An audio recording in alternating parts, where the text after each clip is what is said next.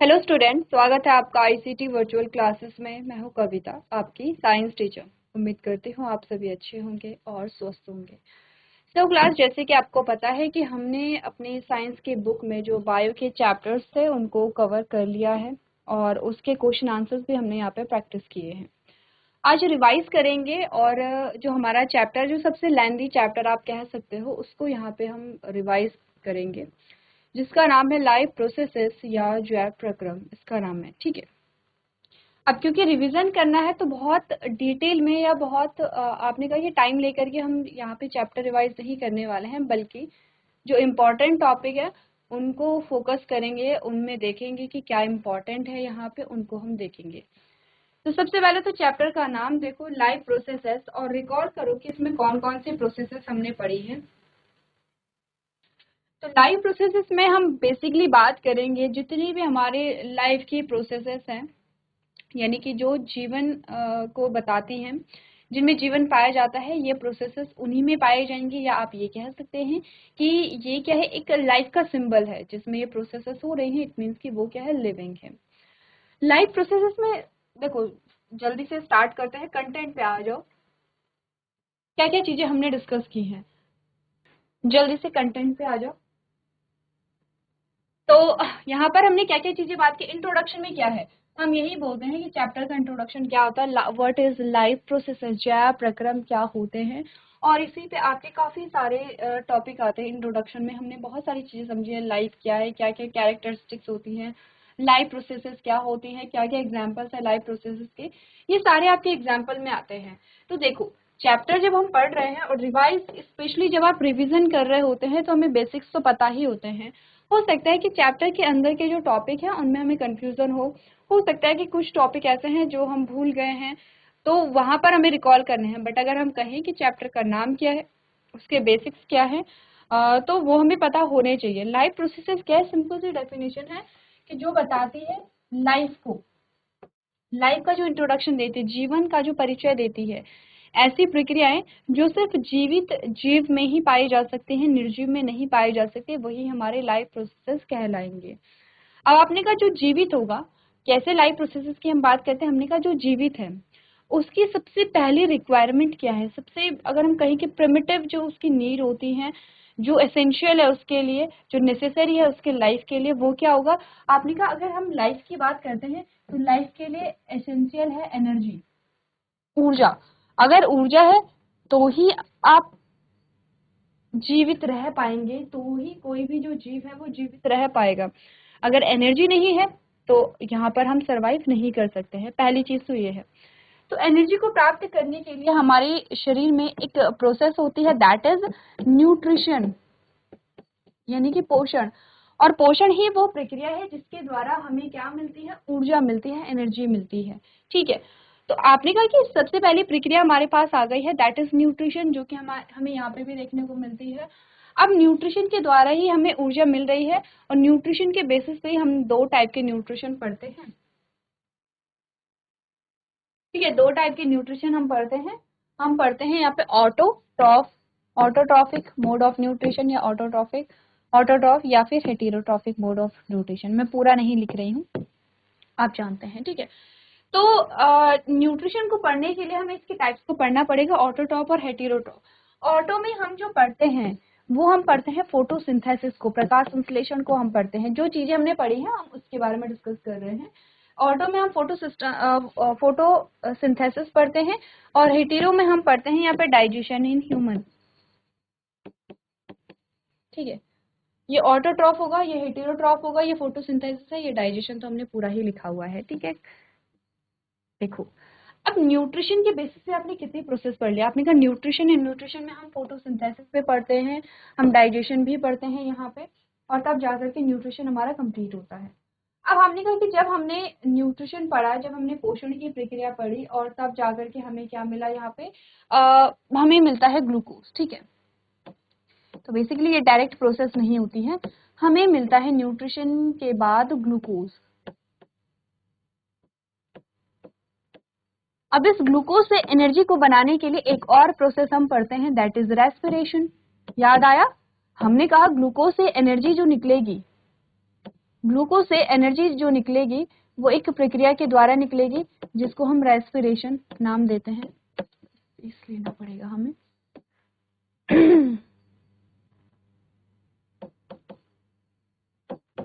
Respiration, यहाँ पर आ गया रेस्पिरेशन।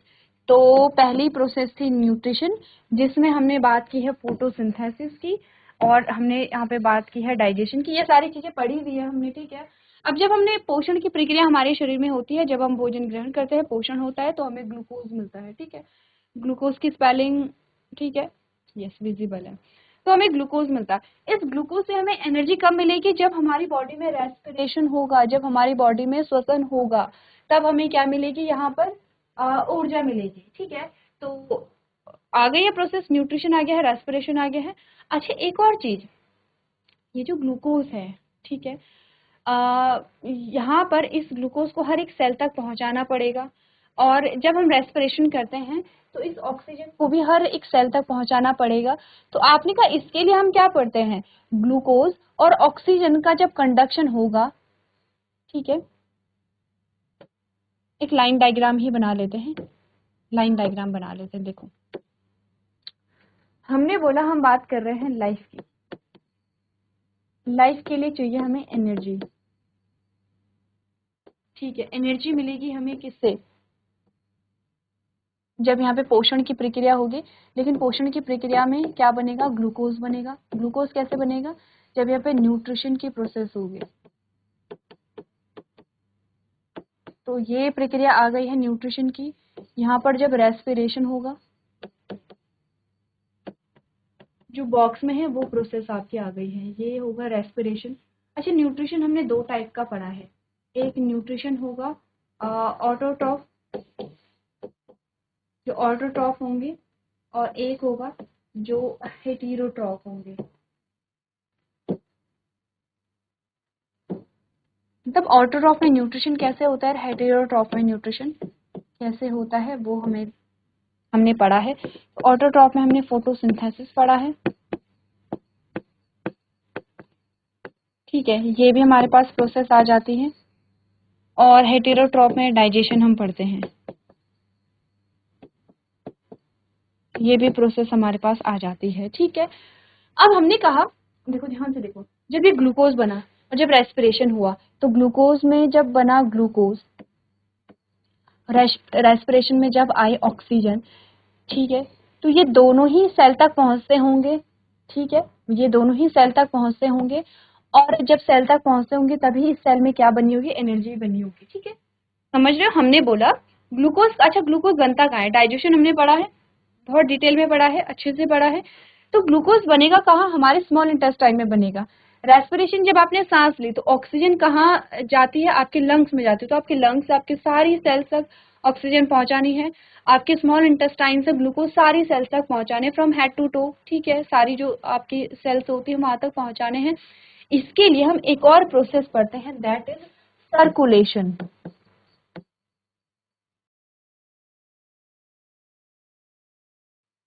सर्कुलेशन, सर्कुलेशन बोलो या ट्रांसपोर्टेशन बोलो, एक और प्रोसेस हमारे पास आ जाती है। अच्छा, जब ये सारी चीजें हो जाती हैं, जब न्यूट्रिशन हुआ, जब हमें ग्लूकोज मिला, तो इसी के साथ एक और प्रोसेस भी तो होगी। ग्लूकोज बना और वेस्ट प्रोडक्ट भी तो बनेगा। तो क्या हम उसके लिए एक्सक्रीशन पढ़ते हैं? एक और प्रोसेस हमारे पास आ जाती है जिसको हम उत्सर्जन कहते हैं। एक्सक्रीशन हमारे पास यहाँ पे आ जाता है, ठीक है। अब ये तो हमारी बेसिक सी चीजें हैं। इस एनर्जी का यूज कहाँ होता है? हमारे वृद्धि और हमारे विकास में होता है। और साथ साथ आपने कहा, क्योंकि लाइफ को हमें क्या करना है? लाइफ की कंटिन्यूटी के लिए, लाइफ को कंटिन्यू रखने के लिए हम क्या करते हैं? लाइफ को कंटिन्यू रखने के लिए हम न्यू इंडिविजुअल देखते हैं। यहाँ पे लाइफ को कंटिन्यू रखने के लिए किस फॉर्म में कंटिन्यू रखा जाता है? न्यू इंडिविजुअल की फॉर्म में, यानी कि नए जीवों के रूप में हम लाइफ को क्या करते हैं? कंटिन्यू रखते हैं। उसके लिए यहाँ पर हम पढ़ते हैं रिप्रोडक्शन।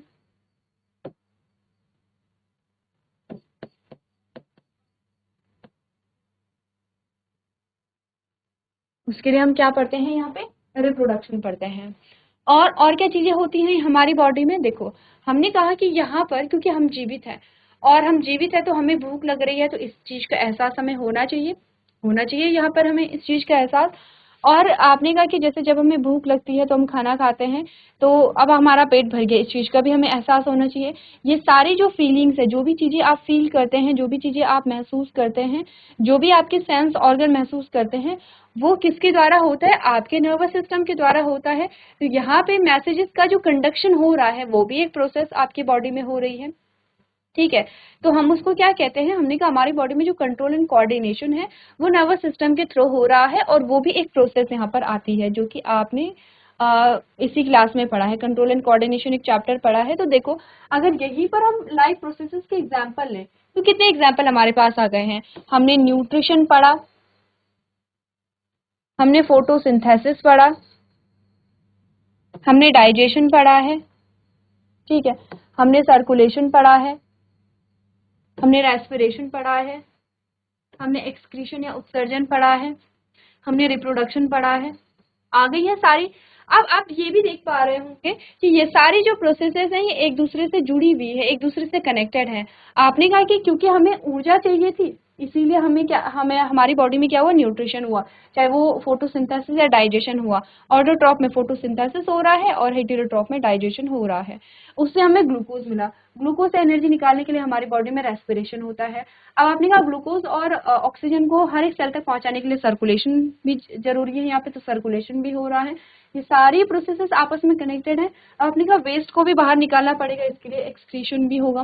सारी प्रोसेसेस जो है वो एक दूसरे से कनेक्टेड होती हैं।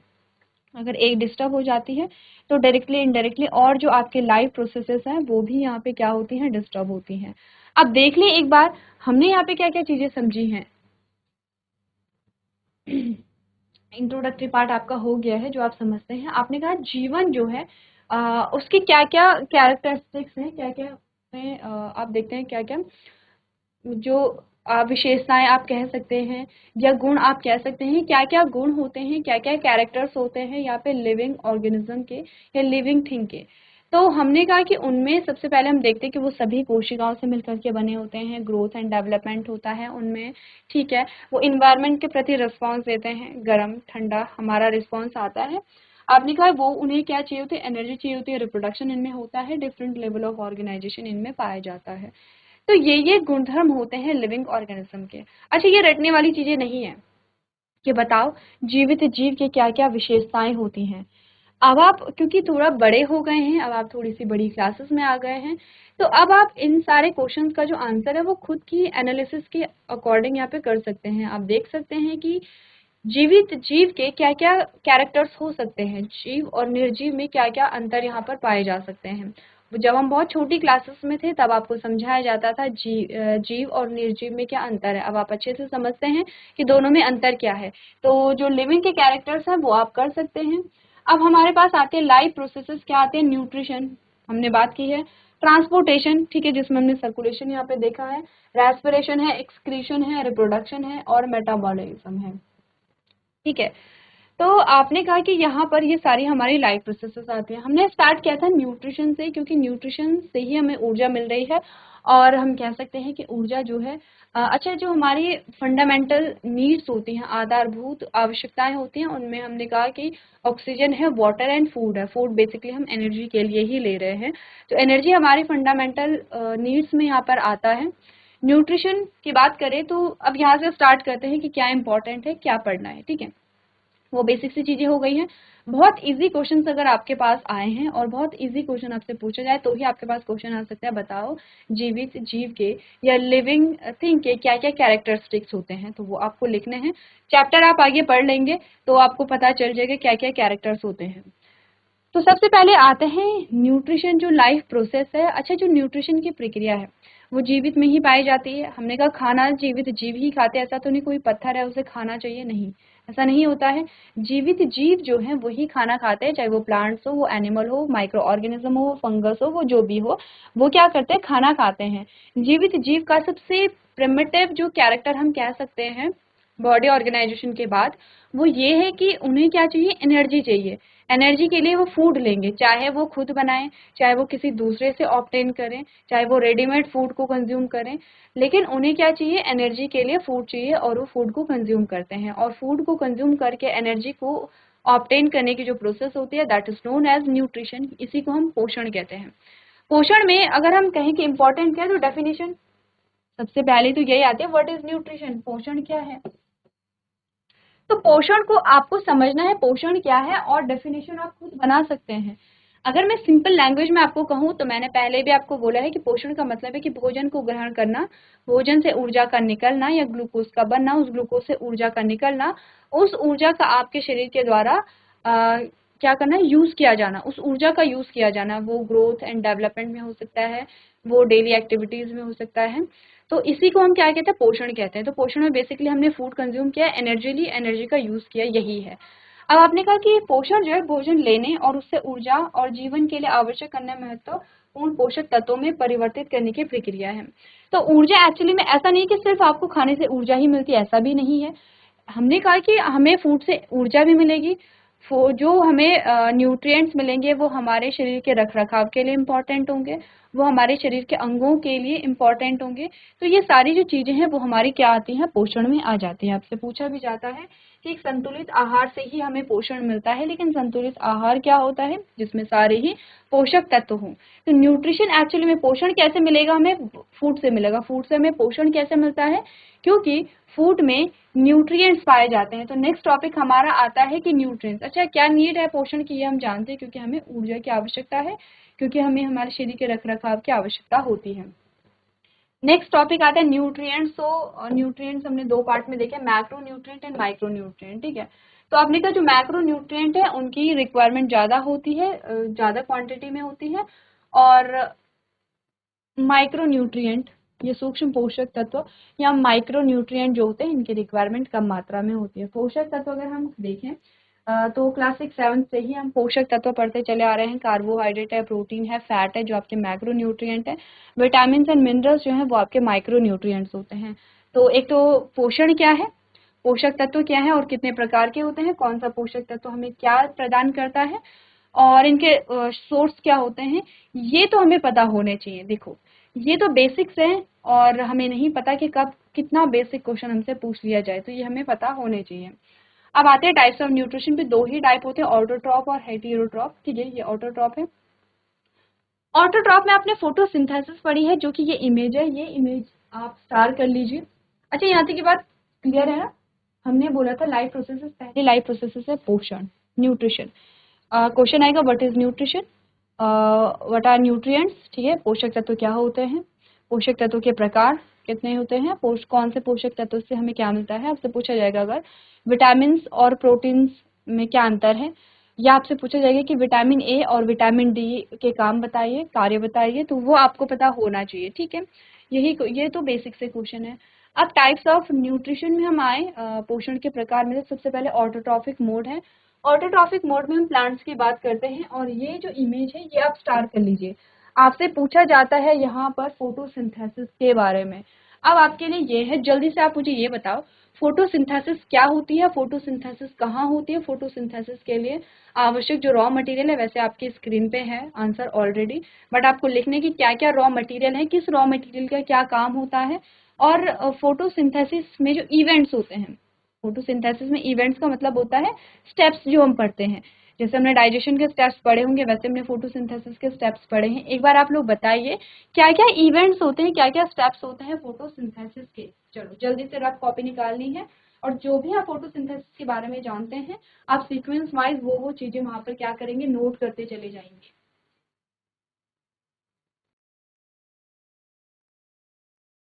चलो सबसे पहले फोटोसिंथेसिस में आती है लोकेशन ऑफ फोटोसिंथेसिस, ठीक है।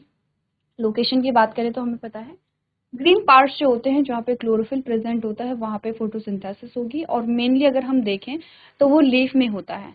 लीफ का भी अगर हम देखें, अगर स्ट्रक्चर देखें, टीएस देखें लीफ का, तो लीफ में हमने कुछ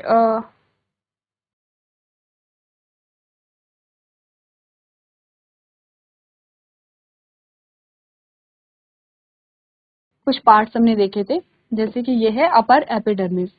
इसके ऊपर हमने कहा कि क्यूटिकल की लेयर होगी, ये वैक्सी लेयर है क्यूटिकल की, ठीक है। लेवलिंग आप करेंगे, मैं बता रही हूँ।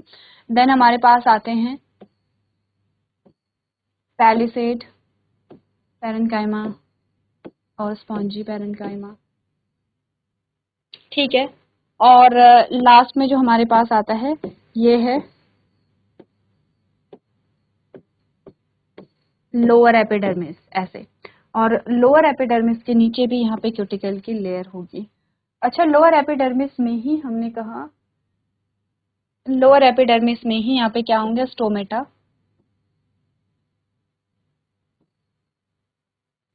ऐसे पाए जाएंगे। यहाँ भी आपको स्टोमेटा मिलेंगे, बट मैक्सिमम क्वांटिटी जो स्टोमेटा की है वो यहाँ मिलेगी। ये है लीफ का जो स्ट्रक्चर है। देखो, अब ये जो दो हैं इनको हम मेसोफिल सेल कहते हैं, मेसोफिल सेल। और आपने कहा एग्जैक्ट लोकेशन, अगर हम कहें कि फोटोसिंथेसिस की एग्जैक्ट लोकेशन क्या होती है, तो आपने कहा कि वो लीफ की मेसोफिल सेल्स में होती हैं, क्योंकि इनमें क्या होता है, यहाँ पे क्लोरोप्लास्ट भरा हुआ होता है ऐसे इसमें, ठीक है। ज्यादातर इनमें भरा होता है, इनमें क्लोरोप्लास्ट भरा होता है और क्लोरोप्लास्ट में ही फोटोसिंथेसिस होती है। अब आते हैं क्लोरोप्लास्ट के स्ट्रक्चर पे।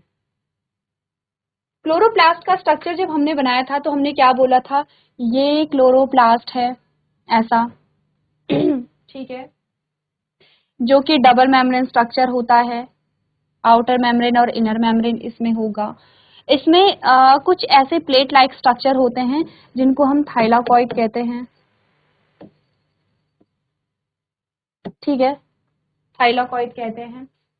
और थाइलाकॉइड के पूरे अगर ऐसे ही बंडल हमारे पास होता है तो अब इसको नाम दिया जाता है ग्रैनम, ऐसा ही कुछ बोला था, ठीक है।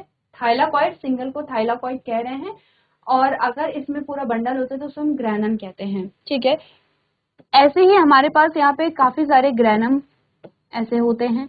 दो ग्रैनम के बीच में जो थैलाकॉइड है उसे स्ट्रोमल लैमेली कहा जाता है। क्लियर है इतना? अच्छा, ये जो बचा हुआ भाग है ये तो जो आपकी ग्रैनम के अलावा जो बचा हुआ भाग है इसे हम कहते हैं स्ट्रोमा। मैं शॉर्ट में लिख रही हूँ क्योंकि क्योंकि हमने सारी चीजें की हुई हैं, आपने नोट्स बनाए होंगे, नोट्स अपने सामने रखेंगे, ठीक है। अगर हम पूरा यहाँ पे डिटेल में लिखेंगे, डिटेल में डायग्राम बनाएंगे तो ये बहुत ज्यादा टाइम टेकिंग होगा, क्योंकि चैप्टर लेंथी है तो हम रिवाइज नहीं कर पाएंगे जल्दी से। रिवीजन का मतलब होता है की पॉइंट को लेना और जल्दी जल्दी से क्या करना, रिकॉल करना चीजों को। तो यह है स्ट्रोमा। अब हमने बोला था यह है थैलाकॉइड, और इसी थैलाकॉइड में हमें क्या मिलता है, यहाँ पे क्लोरोफिल ए मिलता है, और क्या मिलता है, क्लोरोफिल बी मिलता है, और ज़ैंथोफिल और कैरोटीनॉइड्स ये मिलते हैं हमें, ठीक है। अगर मैं इस थैलाकॉइड का डायग्राम बनाऊं तो ये थैलाकॉइड कौन सा, एक थैलाकॉइड मैंने लिया और मैंने कहा ये है एक थैलाकॉइड, ठीक है, ये ऐसे होगा, ये पूरा एक थैलाकॉइड है। यहाँ पर लगा होगा फोटो सिस्टम, दो फोटो सिस्टम हमने पढ़े हैं। ये जो फोटो सिस्टम है इसमें होगा, यहाँ पर होगा आपका क्लोरोफिल ए, यहाँ पर होगा क्लोरोफिल ए या ए, जैसे भी आप, यह है क्लोरोफिल ए। यहाँ पर आपका chlorophyll B, xanthophyll and carotenoid है, तो इसको हम कहते हैं एंटीना और इसको हम कहते हैं रिएक्शन सेंटर। नाम याद आया? यहाँ पर प्राइमरी इलेक्ट्रॉन एक्सेप्टर होगा, ये वाला, ये प्राइमरी इलेक्ट्रॉन एक्सेप्टर होगा इधर, ठीक है। यहाँ पर चलेगी आपकी इलेक्ट्रॉन ट्रांसपोर्ट चेन, और ये भी जो फोटो सिस्टम 2 है इसमें भी कुछ सिमिलर होगा, बस इसमें डिफरेंट वेवलेंथ का डिफरेंस आ जाता है, ठीक है, वेवलेंथ का डिफरेंस यहाँ पर आ जाता है। Photo system second, photo system first यहाँ पर होते हैं। अच्छा बताओ, फोटो सिस्टम सेकंड में जो क्लोरोफिल ए है वो कौन सी वेवलेंथ की लाइट को एब्जॉर्ब करता है, फोटो सिस्टम फर्स्ट जो है उसमें जो क्लोरोफिल ए है वो कौन सी वेवलेंथ की लाइट को एब्जॉर्ब करता है। इसमें एक तो क्या है, क्लोरोफिल ए जो है वो डिफरेंट वेवलेंथ के लाइट को एब्जॉर्ब करते हैं, पहला डिफरेंस ये है। दूसरा डिफरेंस है कि इलेक्ट्रॉन एक्सेप्टर डिफरेंट यहाँ पर होता है, ठीक है। तो ये तो हमारा आता है थैलाकॉइड, जिसमें हम यहाँ पे दो फोटो सिस्टम चलते हैं, और यहाँ से कुछ ऐसा होता है कि यहाँ से क्या निकलती है, यहाँ पे एटीपी बनती है, ठीक है। उसके बाद यहाँ पे जो प्राइमरी इलेक्ट्रॉन एक्सेप्टर है यहाँ जाएगा, और यहाँ से भी आपने कहा एटीपी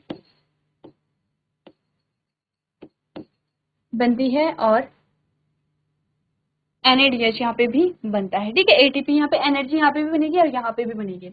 अच्छा, यहाँ पे क्या होता है, क्योंकि ये इलेक्ट्रॉन डेफिशिएंट ना हो तो H2O टूट जाता है। जब H2O टूट जाता है तो हाफ O2 और H प्लस आयन यहाँ पे बनता है। H प्लस आयन जो है वो इसके थ्रू यूज हो जाते हैं, ऑक्सीजन जो है वो यहाँ से रिलीज हो जाती है। तो इसीलिए हम कहते हैं फोटोसिंथेसिस में ऑक्सीजन रिलीज होती है, ठीक है। तो ये नॉन साइक्लिक प्रोसेस है, नॉन साइक्लिक फोटोफॉस्फोराइलेशन इसको हम कहते हैं। अच्छा, साइक्लिक फॉस्फोराइलेशन क्या होगा, जो स्ट्रोमल लैमेली है वहां पर सिर्फ एक ही फोटो सिस्टम होता है। कौन सा फोटो सिस्टम है ये एक बार आपको देखना है, वहां पे साइक्लिक फोटोफॉस्फोराइलेशन होता है, ठीक है। यहाँ की बात हो गई है। एक और चीज, अच्छा ये जो आपने कहा, अच्छा पूरा इरेज हो गया।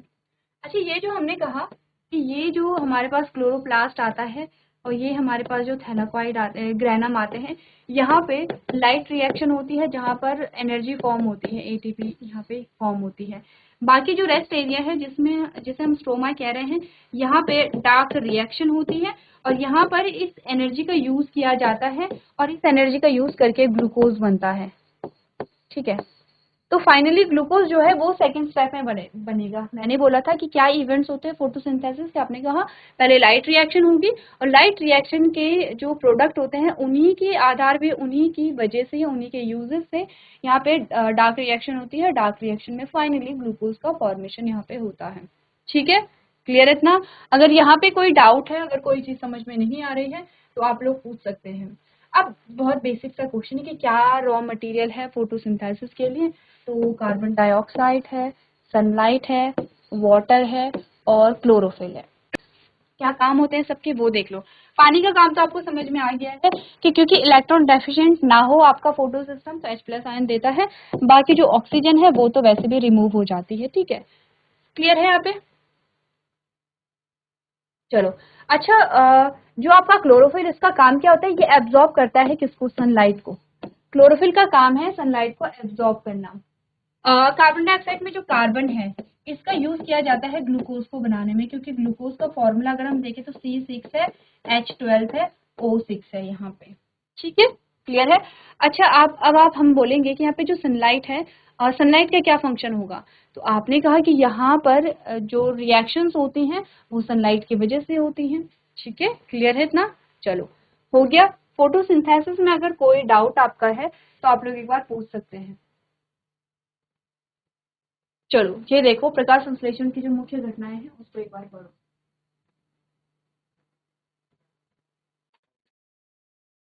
चलो, तो ये हमने कंप्लीट किया है फोटोसिंथेसिस। नेक्स्ट आपके पास आएगा यहाँ पे हेटेरोट्रॉफिक मोड ऑफ न्यूट्रिशन, जिसमें हम डाइजेशन की बात करेंगे। एक बार डाइजेस्ट को आप लोग पढ़ के लेकर के आएंगे, ठीक है। डाइजेशन क्या होता है, कितने स्टेप्स होते हैं डाइजेशन के, कौन कौन से डाइजेस्टिव जूसेस यहाँ पर आते हैं, तो वो आप लोग घर से रिवाइज करके लेके आएंगे। तो आज के सेशन में हम इतना ही करेंगे। अभी तक क्लास में बने रहने के लिए आपका धन्यवाद।